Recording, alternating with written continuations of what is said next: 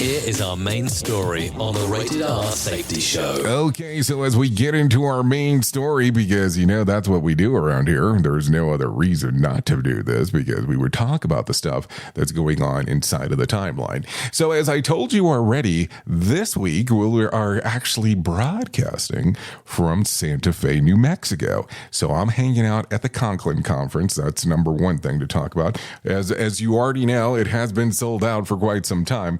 But with being here, I started to ask this one question, and you are aware that there are conferences all over the place. There are workshops that are all over the place, and you start looking at them and you start going, hey, I need to go there. I need to go to this one. And what encourages you to make one decision over another?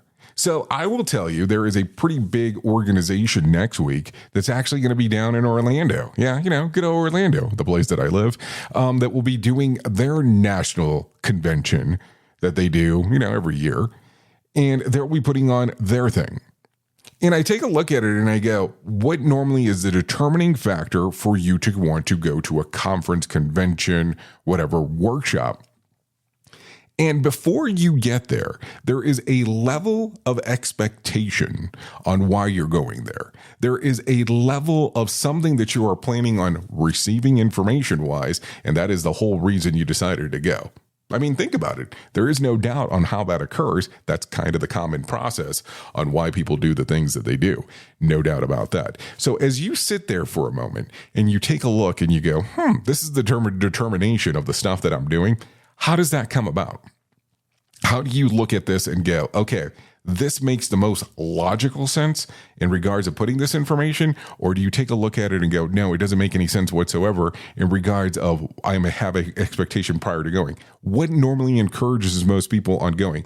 So are you looking for information particular before you start heading that general direction? Or do you have one of these weird things in mind where you go, whatever happens, happens? I mean, I know we've spoken about this previously on the show, but there are people that I know that will go to conferences, conventions, and so on, and only show up for first day. And I had a boss that was very good at doing this, that he would say, hey, you go to these conferences, you get the information for the first day, the name badge, the so on. And then when you get back, you just leave it on your desk and you really don't, when you get back to being to your office, you just leave it on your desk. Everybody makes the assumption that you were there, but you're not really doing anything during that time frame. I know it's kind of a crazy thing to say, and that's kind of not the reason to go to a conference, but that was something that he would reference to me.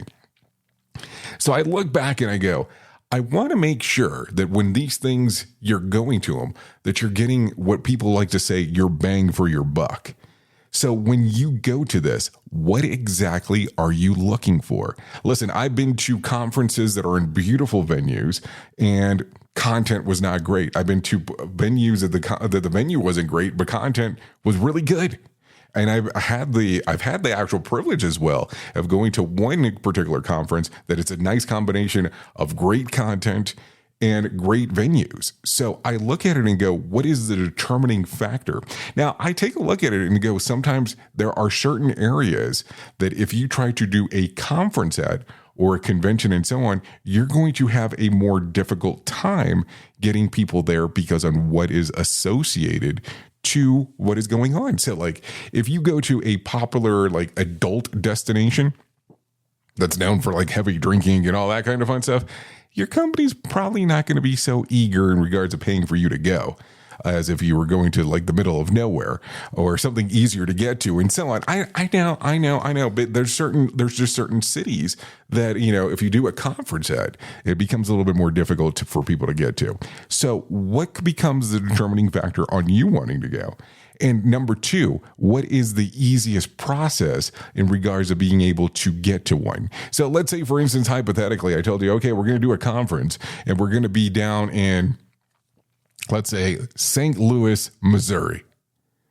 Would it be easier to get you there than if I told you, okay, I'm going to do one in Reno, Nevada?